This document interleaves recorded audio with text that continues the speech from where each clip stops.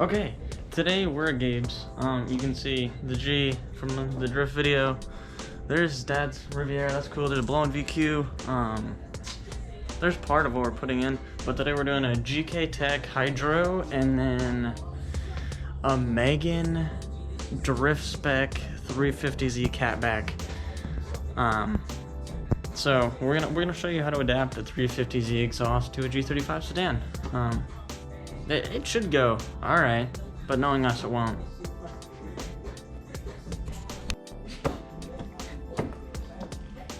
Pedro, what are you doing? Pedro needs to go into the house. Pedro, what are you doing? So we got the Hydro right there. We got Gabe struggling in the pedal box there. Gabe, show me a hand, Gabe. One sec. Put on the He's bleeding from everywhere. He needs to play Eurobeat to be happy. I got. Oh shit! Yeah. Yeah, that line took, admittedly, probably 30 minutes to 45 minutes of just. Hey.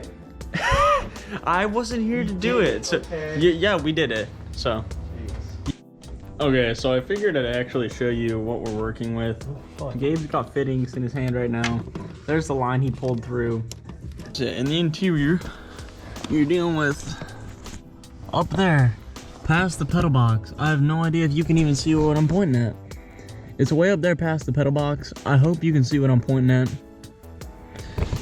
But yeah, it's the worst part of the job by far. Okay, so we're doing things the way they make most sense because we have the exhaust on the ground still. But we got the line through the wiring harness grommet in the firewall for the Hydro. And then we're bringing the car up. We're gonna do the exhaust and then worry about the rest of the Hydro. So Gabe's getting the car up right now. Just killing his bumper, absolutely murdering his bumper. Don't even worry about it. Classic.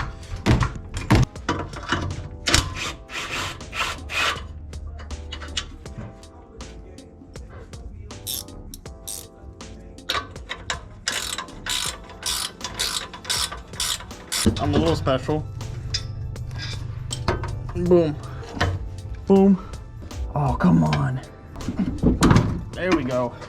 Oh, there's another hanger? Oh yeah, there's one right here. I didn't see it. Shit. Woo. The Riviera looking good as always. So like we were saying at the beginning, it is a 350Z exhaust going on a G35. It'll be like that. So we are gonna have to modify the bumper a little bit. So Gabe was just telling me, because it is a 350Z exhaust going on G, you're gonna need two of these. These just extend the exhaust in the places you need it. Want a chunk of potato? It's Chick-fil-A. There you go. This feels easier than it should be. That's fucking titties right there. Because that's just plain not long enough. That's what she said. I'm not touching the toolbox. 1 hour later. Okay, so the exhaust is in. What we had to do was loosen those to get as much clearance as possible, but still leave them on. He's retightening them now. And this is what we had to do to stock G mount back here. It does hang pretty low, so we're gonna end up having to figure that out. Might try and get this to pull up a little higher by bending it, but right now everything's connected. The exhaust is in.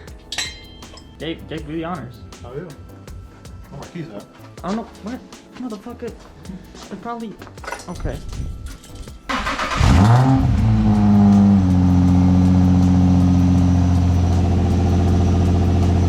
That ain't that bad. Pretty good. Gabe's just getting the Hydro lines tied into the factory ABS block. This is what you're gonna be doing. The bottom of that T is gonna go to the rear right, and then the one that heads straight out like that is gonna go to the rear left.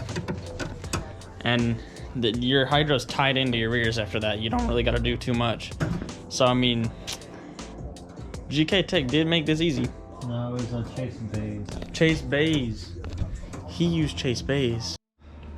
Okay, we're finally at the spot we need to be to route the lines to the calipers. So we got the Hydro actually fastened in there. Why you can't see? Let me redo that. Oh, there we go. So yeah, we got the lines fastened to the calipers. This one loops around here. It goes through the shifter boot to the bottom of the car. And then under the car we have that line, which means to there. That's what's coming to the shifter boot. This goes to the left rear. That goes to the right rear. And yeah, it should be really. Well, as you can see, it was dark last clip, but now it's bright because it's a second day, because we got cold and tired. So we decided we'd just hook up the lines to the calipers this morning, and then we're gonna bleed them, and then we should be able to see if the hydro works. And you can see, here's the stock line. It's dripping brake fluid everywhere. And this is the aftermarket one. Let me get a view of that. That's the aftermarket one for the hydro. This is an inline setup. It's not gonna end up being a dual caliper setup because too broke. Okay, everything's bled. It's time for the maiden voyage. Okay, we're here again in the G. This is like the third or fourth day of trying to get this all the way filmed so it's a coherent video. But we have the exhaust stand that we were doing at the beginning of the video. That's fine. And then the hydro is finally where Gabe is comfortable. He was a little uncomfortable for a while because, for those that don't know, when you replace factory hard lines with soft lines, your brake pedal feels squishier. And so he thought there was an error with the brakes and just kept re-bleeding it to try and get that worked out. But it never got better, so we just started driving around for a couple days till he was comfortable with the brake pressure. And the hydro is in full working order. It doesn't leak. We have this still open to make sure it doesn't leak right in there. But yeah, hopefully we're gonna go a couple minutes here. We're getting gas and go get some footage of the hydro actually working for you guys and show how it changed how he's able to drift. I guess it gives him more options. Quick update.